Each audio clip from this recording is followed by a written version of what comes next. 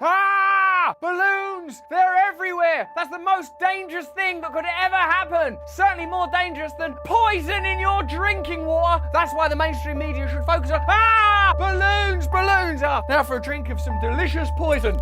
You're just like your father!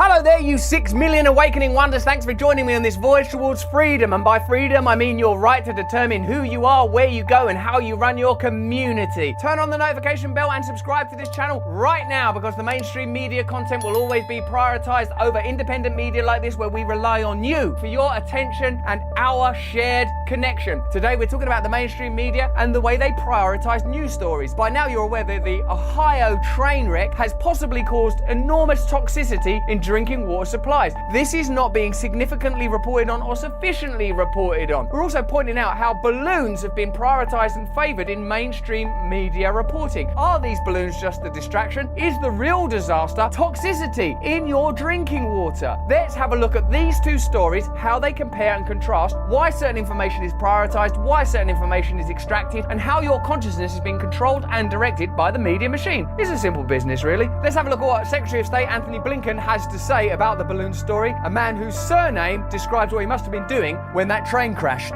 Do we still believe that the balloon, the surveillance balloon... Do we still believe in the balloon? I mean, God, I can't even keep this up anymore. Listen, we're on the mainstream. Focus. Say it's a surveillance balloon. Say it's important. For God's sake, don't mention that everyone's water's got poison in it. over the continental United States was an intentional act? Or do you believe that part of it was an accident?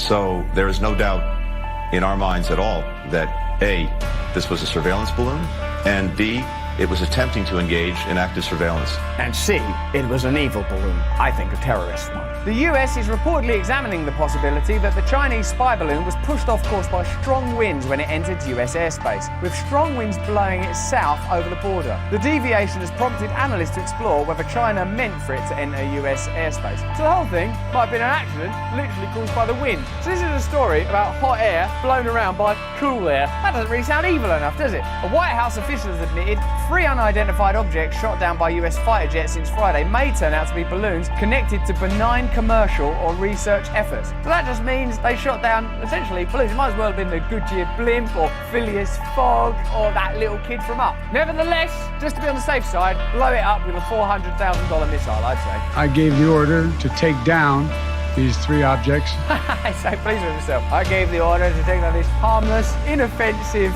balloons. This is the level we've literally reached. The US president is a man who has the authority to take down a balloon, but not to take down your drug prices. A group of balloon enthusiasts, teens, dads, and grandpas, Joe Biden refers to that group of octogenarians as pesky scamps and youngsters. say they believe their $12 balloon, just like the one in this photo, was the balloon shot down over Alaska by a $400,000 missile. That doesn't seem like good use of your taxpayer dollars. $12 balloon, $400,000 missile. Anyway, $12 balloon or not, it's definitely the most important story in America right now. It's not as if there's been a terrible, terrible chemical spillage literally into your water that you need to stay alive. Tonight, growing skepticism in East Palestine despite the Norfolk Southern Railway CEO pledging to earn the Ohio Village fragile trust. Deeply sorry, he's just trying to sell you on the depth of his apology. I'm going to give you an apology now, and it actually goes right down here to beneath my asshole, which I'm shitting out of into your water. Shelby Walker lives within feet of the train tracks. She says in the last 2 weeks, she, her daughter, and grandchildren have been dealing with eye infections, sore throats, and headaches. Could it be COVID? The balloon? This morning on This Week, environmental experts told Martha Raddatz the equipment used to monitor the chemicals isn't helpful enough. We've got some equipment for you, man. Isn't it helpful enough? No. We've also got this $12 balloon. Mayday! Mayday! Blow that son of a bitch down! It doesn't tell us what chemicals are present, it just says they're below some level. There's plenty of chemicals that can be created from that fire that can be toxic at much lower levels. Couldn't we get that black cloud of smoke, put it in a maybe $12 balloon, tie it up, float up there, then blow the son of a bitch up with a missile? Bottom line, would you move back to East Palestine if you were the balloon? I have 2 little boys, I would not. Good news, everyone. The train derailment in chemical spill in Ohio has highlighted just how bizarre such a focus on perceived external national security threats has become. The far greater threat may be from within. Perfect metaphor in many ways. We're continually distracted and invited to think that there is a foreign invader or threat, whether it's terrorists, the Cold War, or even germs on some occasions, when the real threat is the fact that we live in a deeply corrupt and hypocritical society where political parties and corporate interests that transcend national boundaries have such deeply entrenched interests that democracy is redundant and meaningless. While they're telling you to look up into the sky, like Superman or a balloon or whatever, they are down on the ground, spilling chemicals into your water, exchanging large sums of money to keep things the way they are. East Palestine residents were told the municipal water was safe to drink, but also advised to buy bottled water. It's safe to drink, but maybe, you might not want to put it in your mouth and use your esophagus to swallow it down. Instead, go to a store and buy water that may not have chemicals in it.